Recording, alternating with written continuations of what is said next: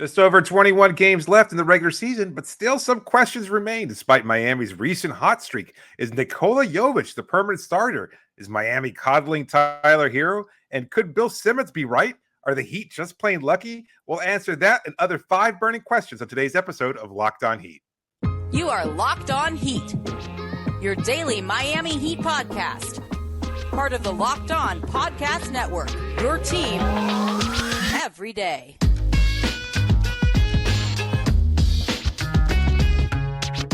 All right, welcome to Locked On Heat, your daily podcast on the Miami Heat. I'm Wes Goldberg, editor at allyoucaneat.com. Joining me as always is longtime NBA reporter David Ramil. However you're tuning in on YouTube, Odyssey, or your favorite podcast app, thanks so much for making Locked On Heat your first listen every day. Got a great show for you today. We're doing 5 burning questions for the Heat's final 20 games of the season. We're going to address Bill Simmons' claim that the Heat are lucky and that Heat culture doesn't exist, but we'll do that later. Let's start with this question, our first one.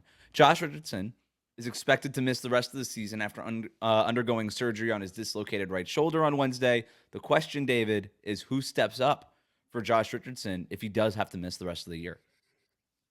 It's a tough one to answer. I think on the surface, I think that's what the addition of DeLon Wright means. Like we questioned yesterday whether or not the addition of Patty Mills was because of an extended injury to Tyler Herro or for some other reason, or maybe because DeLon had fallen out of favor. But I think if you're looking at a guard who can kind of play some occasional minutes and play some point of attack defense, bring the ball up court, maybe stretch the floor a little bit if they happen to get lucky from 3-point range, that's basically what Josh's role would have been anyway. And you and I had talked about this. We weren't sure that Josh was going to even be part of the playoff rotation. But first, I should say, before above anything else, that we wish Josh a speedy recovery, friend of the program. We appreciate everything that he's done here in Miami. It's just a really unfortunate timing for him because he was hoping to make an impact in the postseason.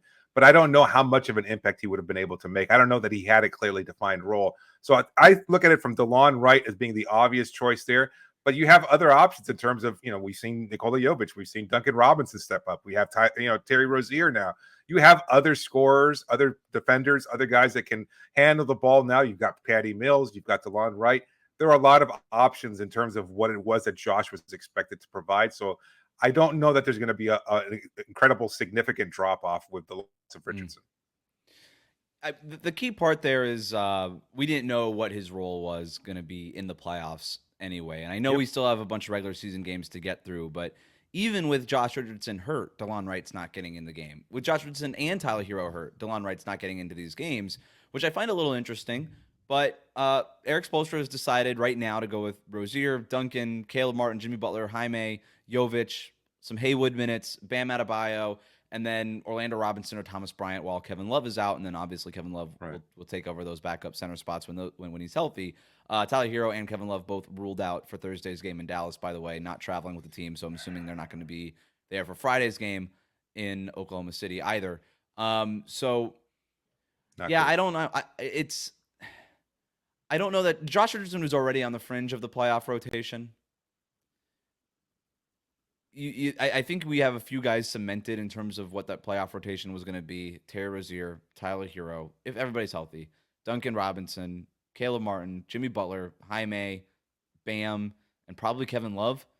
And so that's that's a top 8, right? And then after that, you kind of get into the Haywood Highsmiths, the Nikola Jovic's, DeLon Wright, Josh Richardson. Like that's where those guys kind of occupy. So it's a tough loss. Josh Richardson was starting to play some of his best basketball. The 3-point shot was starting to go in a little bit more. His averages were starting to perk up. At the time when he went down, it kind of sucks the way that he did go down, dislocated right shoulder. It didn't look very pleasant when it happened, and obviously it's cut his season short. So in terms of who steps up, it's gonna be DeLon Wright. Anytime they needed a Josh Richardson type of contribution, it'll be DeLon Wright who kind of takes over that role. But we're still talking about fringe of the rotation guys at this point. But let's go to our next question. Bernie, are the Heat coddling Tyler Herro, David? What do you think?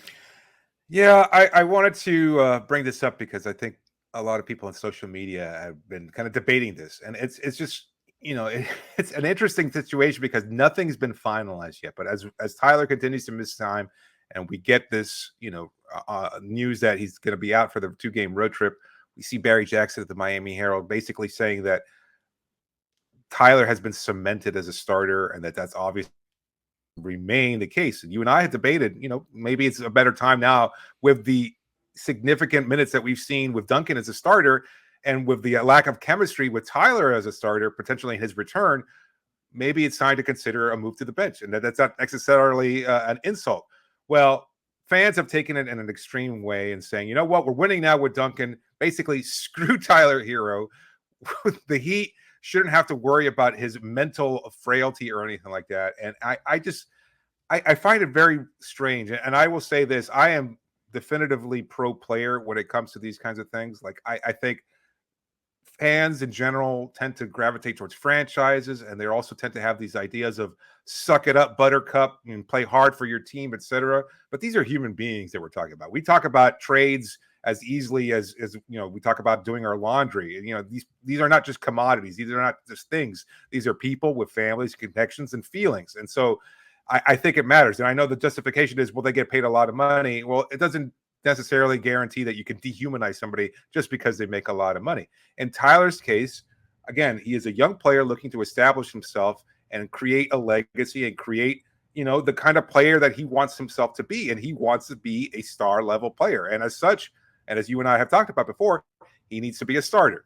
So I think that's his vision for himself. And maybe he can change and maybe he can fluctuate, but it has to come from him. He can't. And I think there's a valid point to saying that it would be demoralizing for the coaching staff to say, sorry, you got hurt. We're playing kind of good with Duncan right now. You kind of have to come off the bench. Screw what your plans for yourself are. Screw what your vision for yourself is and what your legacy might be, etc. You kind of just have to adapt and play to a bench role. And I don't know that necessarily is an easy pill to swallow. I think it's very difficult for Tyler to accept that. That's not to say that he can't do it. I don't think they're coddling him. I think they're fully cognizant of how difficult it is, and they don't want to burn that bridge. They don't want to piss him off. They've been pissing him off for 3 seasons. They've been trading his ass at every offseason. And he has to come back every time, and he gets hurt, and that's through no fault of his own. And I don't think that he's injury prone, as a lot of people want to say now. But it's just he's come back and he's retooled himself and rebuilt himself. And yes, he has flaws as a player, but he's a 20-point per game scorer, and he's a good player. And at the same time, now everybody is kind of going on the opposite direction and saying, oh, what? Too bad. Who cares that you've done all this? Who cares that you've had to go through these things over the last various off seasons? You got paid a lot of money, accept a role, whatever that might be. And it doesn't work out that way. Like, these are human beings. I don't know. Maybe that was a bit of a ramble, but at the same time, I can't understand why people have turned on a guy when he hasn't even said anything. Basically, it was Barry Jackson's opinion that Tyler should continue to start. And we all know Tyler wants to start, but maybe we should hear it from him first before we start burning him alive. I don't know that it was Barry Jackson's opinion so much as this is what we've seen. Every time Tyler Herro has been healthy, Erik Spoelstra has started Tyler Herro. He's been very consistent about that. Ever since Tyler Herro became a full-time starter, Tyler Herro has been a full-time starter. And you mentioned how it's up to Tyler Herro, and I'm not disagreeing with you. I think if Tyler Herro were to go to Erik Spoelstra and say, hey, I think I should come off the bench, the way that this team is playing, I think, and I need to be eased back in, or whatever the reason was, if he were to tell Spo, hey, I need to come off the bench, maybe Spo would consider it. But I do also think that if Erik Spoelstra really, truly believed that for Miami to win a championship, they needed Tyler Herro to come off the bench and for Duncan Robinson to start, then Tyler Herro would be coming off the bench. Erik Spoelstra is not jeopardizing their chances to win a championship to coddle anybody or for anybody's ego. We know that. We've seen it in the past, and that's just not the way Spo operates. And you know who can get away with something like that? Is Spo. With his job security and his equity and what he has done, right, and his credibility, he can bring anybody he pleases off the bench. He can bring Jimmy Butler off the bench. It doesn't matter. Right. And so and he wouldn't get fired for it, right? And so it doesn't mean anybody's going to be happy about the decision, but he could do whatever he pleases. I don't think it's just up to Tyler. I think, and that means that Spo still believes that the best version of this team is one that has Tyler Herro in the starting group, at least for now. I do think that look, I don't know what Barry knows, but I do know that we haven't seen Tyler Herro come off the bench, and that Erik Spoelstra has had opportunities when Tyler Herro has come back from past injuries to keep Duncan Robinson in the starting lineup and to bring Tyler Herro off the bench. And by the way, the numbers with Duncan Robinson are pretty convincing. The Heat are 18-6 in the games that he starts. He's shooting almost 49% overall, 46% from three, averaging 16.3 points per game, in his starts, and the Heat outscore their opponents by 149 total points with Duncan Robinson on the floor in the 24 games that he started this year. They are flat out dominant when Duncan Robinson is starting, but that's short-term stuff. I think that, and I don't think it's debatable that the Heat are better with Duncan Robinson starting than Tyler Herro right now. But Eric Spoelstra's not thinking about right now. Eric Spoelstra's thinking about June. And if he thinks that to beat Denver or Boston or Oklahoma City or whatever team you think is going to come out of the West and whatever team you think that the Heat could potentially face in the Eastern Conference Finals, that's what Eric Spoelstra is worried about. That's what he's thinking about. And I wonder if the thought is, no, we need our 20-point per game scorer. We need Tyler Herro playing at an all-star caliber level to win those. Because if we don't have that, no matter how good Duncan has been, we don't have a chance. It's one thing, to beat Utah and Sacramento and Portland in the regular season with Duncan Robinson as a starter. It's a whole other thing to try to get over the hump that they have not gotten over, in part because they haven't had a healthy Tyler Herro. So, I think that's where we're at. Are they coddling him? I don't think so at all. I don't think that that's part of it. I will say, for people who say, they achieved a lot of success last postseason with the loss of Tyler Herro, I would say from the Miami Heat's perspective, and probably from Spo's perspective, that they won despite the loss of Tyler Herro, not because of the loss of Tyler Herro. That's how they see it, because they think that if they had Tyler and those opportunities, either those wins would have been more easy, and they may or even have been able to advance deeper into playoffs. I mean, they might have been able to beat Denver. Like, that might be far-fetched, but that's how they view him. And I think it's a fair point of view, considering they've developed him and grown him to this point.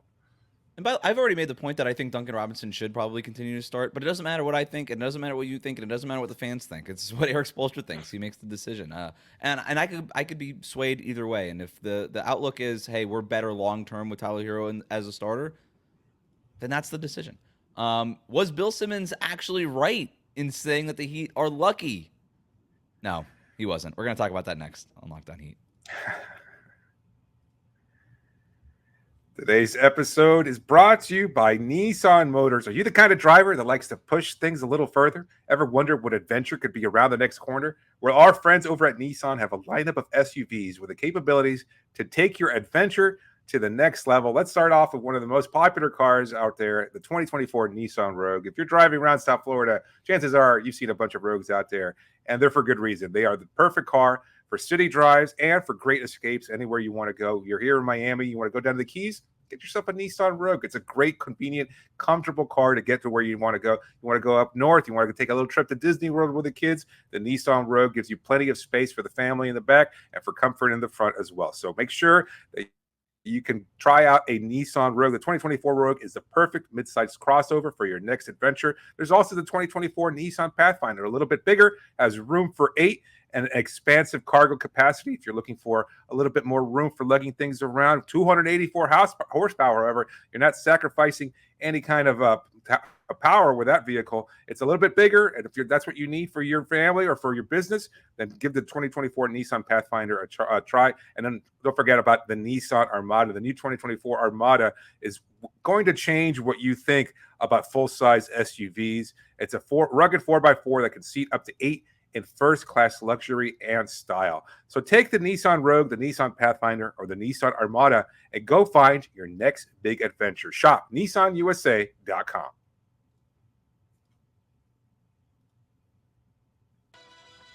Thanks for making Locked On Heat your first listen every day. Make sure you're subscribed on YouTube and on your favorite podcast app.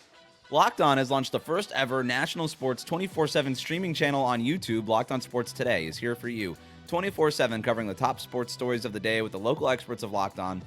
Plus our national shows covering every league. Go to Locked On Sports Today on YouTube and subscribe to the first ever national sports 24/7 streaming channel. If you're watching us on YouTube, hit that like button, hit that subscribe button right now. Why would you wait? Just do it now. Comment. Let us know what you think about Tyler Herro, about Josh Richardson's season-ending injury, and on whether or not Bill Simmons was right when he said this. Here's my hottest take for you, Russell. The Heat are f***ing lucky. This Hawkeye thing, it's so upsetting. This isn't even a hottest the draft take. again. This is Bill gets pissed. No, so they get Herro because they win a f***ing coin flip with Boston. They get Bam at 14 because the moron Portland Trailblazers trade 2 picks to move up to 10, and they take Zach Collins instead of Bam.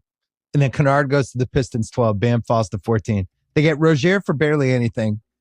They get Butler because Portland helps them twice. Portland's f***ing stupid. They're like, yeah, we'll take Hassan Whiteside so you can fit Butler in your cap. Cool. And then they get Jaquez when the Lakers, who he's playing at UCLA, he's 5 feet away and he's ready to play. He's ready to be in a rotation. Like, I like the point guard they took from Indiana. Yeah, I know he has potential, but you have LeBron, he's 39. You need to get somebody in that draft who can play now, and they just pass on him and they end up with him, and it makes me mad. But all of it's luck. This doesn't sound like a hot take.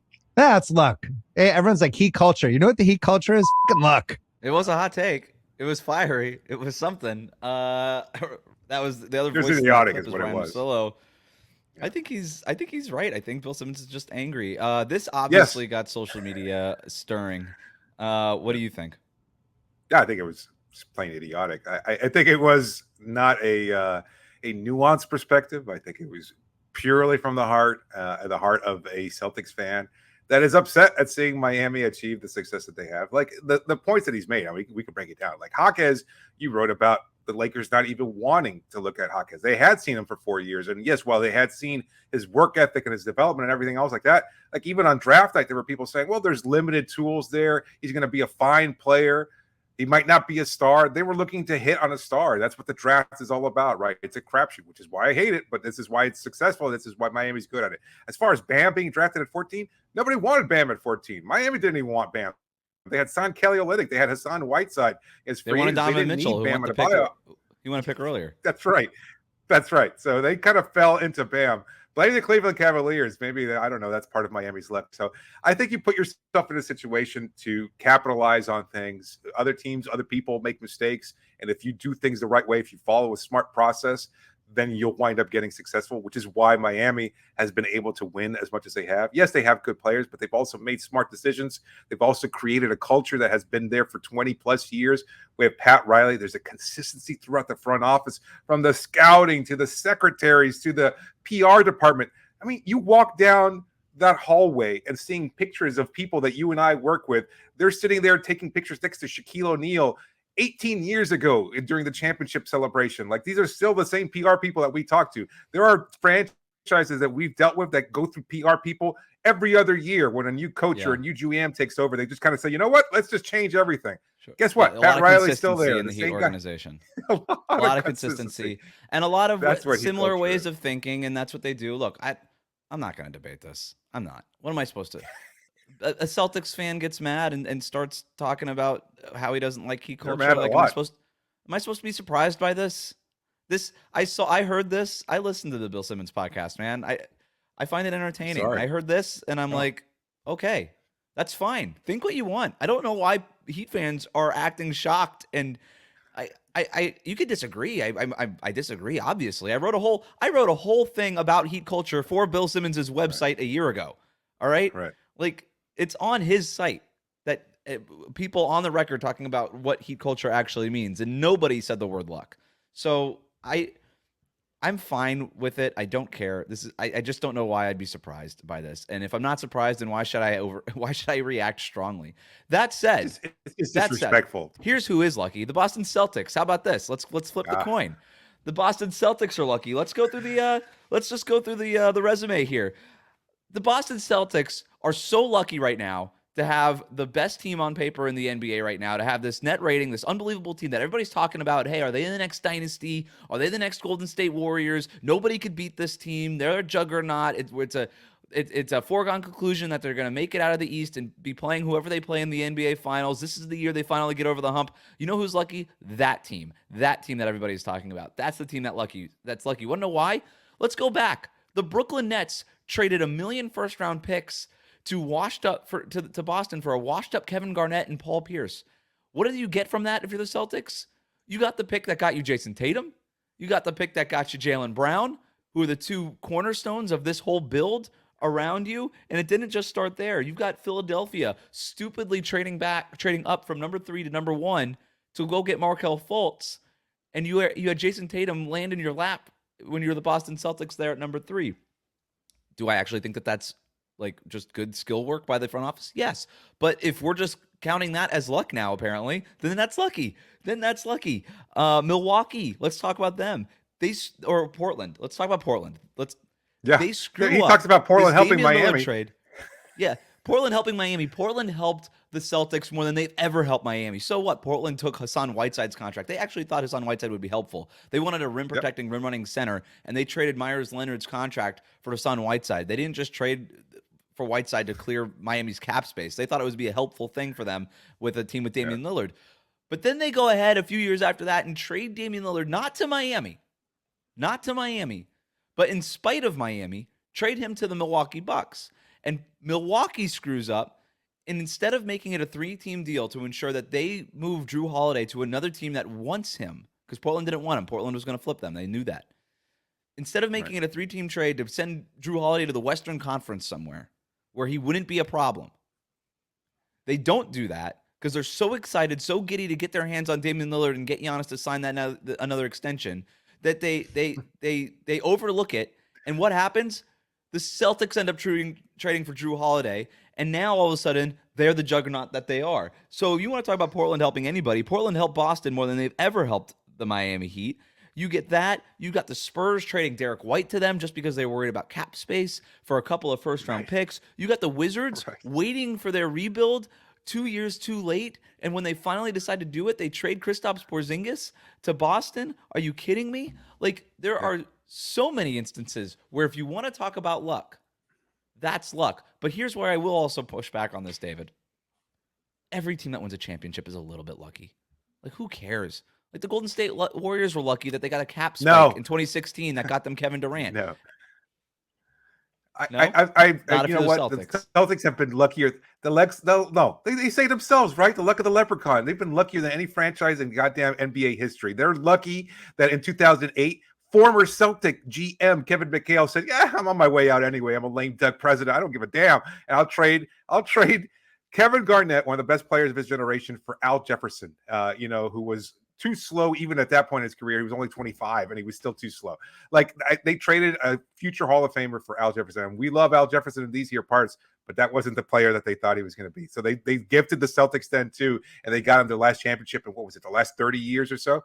Before that, they got lucky that Larry Bird played for an extra season at Indiana State and then wound up going to the Celtics after nobody thought he was going to enter the draft in the first place. So they got lucky with that too. They got lucky that this guy wanted to even play in the NBA, and he waited a year in order to do so, and he wound up going. They got lucky that Red Auerbach used to basically strong-arm the rest of the NBA. They got lucky that they took some dude out of the University of San Francisco nobody even heard of, and he wound up being so damn competitive that he wound up carrying Bob Cousy and a bunch of lunch pail losers for the next 11 championships. That's why they got banned at 17 up in the rafters, is because nobody wanted Bill Russell in the first place. So talk about luck. That's all you've had, Celtics. You've never done anything smartly. You've only done everything luckily. So congratulations to you. I love it. Is Nikola Jovic the permanent starter at power forward? More Heat talk coming up after this. I forgot I was supposed to do an ad read. I got a little too incensed there. But today's episode brought to you by our good friends over at Gametime. Gametime. Listen, you never have to worry about buying tickets for your next big event, whether it's, Miami beating the Boston Celtics in the Eastern Conference or some other great event. Gametime is fast and easy, the best way to buy tickets for all the sports, music, comedy, and theater events near you with killer last-minute deals, all in prices, the views from your seat, and their best price guarantee. Gametime takes the guesswork out of buying tickets. Listen, they've got so many different features. I've talked about it before. The views from your seat, you can see whether or not there's going to be an obstruction there. You can see exactly where you're going to be sitting. Sometimes you go and say, "Oh, I want the best price available," but next thing you know, you're stuck in the nosebleeds or you're stuck on the side of a concert stage. You can't really see too clearly. You don't want that. Gametime's got you covered, and you can buy tickets up to the last minute. Let's say the concert starts at 8, it could be 7:59. You'll get the best prices available, and you won't have to deal with scalping or anything like that. Gametime has you covered. They've got deals on tickets, again, right up to the start of the event. You can find exclusive flash deals, sponsored deals on tickets for all kinds of events, sports, concerts, whatever you want. They've got you covered. So download the Gametime app, create an account, and use the code LOCKEDON. You get $20 off your first purchase. Terms do apply, but again, create an account and redeem the code LOCKEDON, and you can get $20 off your first purchase. Download Gametime today. Last minute tickets, lowest price guaranteed.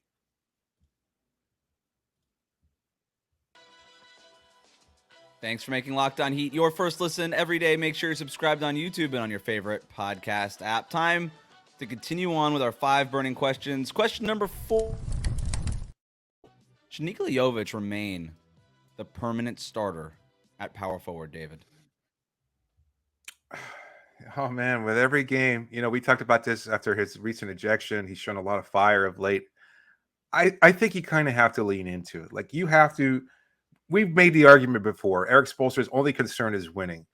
And if it was at the cost of winning, I wouldn't say that you even consider it. Like if Nico was unplayable or potentially just dangerous for Miami's chances of success, then, and that could still be the case, I think you can make adjustments on a game-to-game or matchup-to-matchup basis.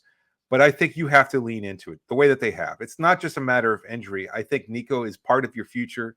I know you look to trade him for Damian Lillard over the offseason. It is what it is. You moved on, and you get a great young player who can do something. Like his numbers on three-point shooting for the corners have been very, very good. He's gotten better. Like you see him playing with more authority, more confidence. He gets better almost every game out there.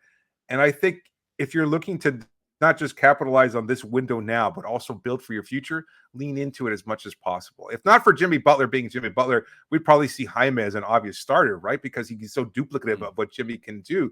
And that's the next future phase, right? Tyler, Jaime, Nico, and Bam Adebayo alongside, I don't know, Tyree Rozier perhaps, or some other point guard. But the point is that you've got a young player here. You want to lean into developing him and growing him as much as possible. And I think that's why it makes sense to continue leaning into him as a starter. You want to test what you've got here. It's not just enough to say, we've got this great raw potential talent on the roster. You have to put him in those situations and see if he rises to the opportunity. Like you have to test him in these moments here. He can't just be, and I don't know what's going to happen. And maybe it costs you. Maybe he completely winds up, I don't know, just falling apart in the playoff situation. But for now, I think he should be the starter, and I would expect him to be continuing as a starter during the postseason. I expect him to be the starter for most of the regular season, if not all of it. If Erik Spoelstra comes to the decision with like a week left, I think we could see Caleb Martin just go back to being the starting power forward. Yeah, sure. But I do think that right now, Erik Spoelstra hasn't made a decision on Jovic. It's not like he's got some secret that he's not telling anybody. I think we're, like you said, we're testing it. That's what we're looking at. Can he be the guy? And it was very meaningful to me when he went ahead and started Nico against the Denver Nuggets the other night. I'll be really interested to see what happens this weekend. The Mavericks are struggling right now, but that's a good team in the Western Conference. The Thunder are a juggernaut. Like, what does Nico look like in those matchups? Those are the ones I'm circling when it comes to, okay, can this guy survive in a playoff game? Can this guy survive in a playoff series? That's what I'm going to be looking at. Here's a quote. He's taking advantage of his opportunity. He's a great passer, a willing passer, and when you play alongside somebody like that, it just makes your 5 much more dynamic. That's Bam Adebayo talking about Nikola Jovic last night in the locker room. Erik Spoelstra has talked about the fact that Nico pushes the pace and that's something that he likes. Nico brings something to the table that nobody else on this Heat team brings, and that value add sticks out to the biggest stakeholders on the team, right? Jimmy Butler has his picture hanging in his locker. Like the guys who want Nico, the stakeholders in the team, whether it's Spo, whether it's Jimmy or Bam, they are all on board for Nikola Jovic. So it kind of feels like the people who are in charge of making these decisions are pro Nikola Jovic. I'm here for it. They don't have a real other kind of traditional sized power forward. We've talked about what his size adds to this team on both ends of the floor.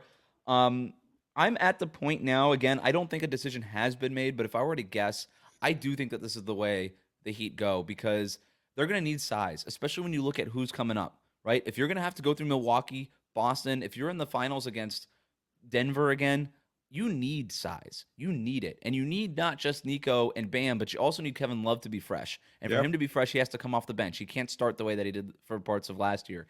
There's just going to be things that this team needs. So for better or worse, I think Miami's highest ceiling is one where Nikola Jovic starts here. And I don't think that was the case earlier in the season. It was a lot rougher during that first stretch of him starting. He's actually holding it down.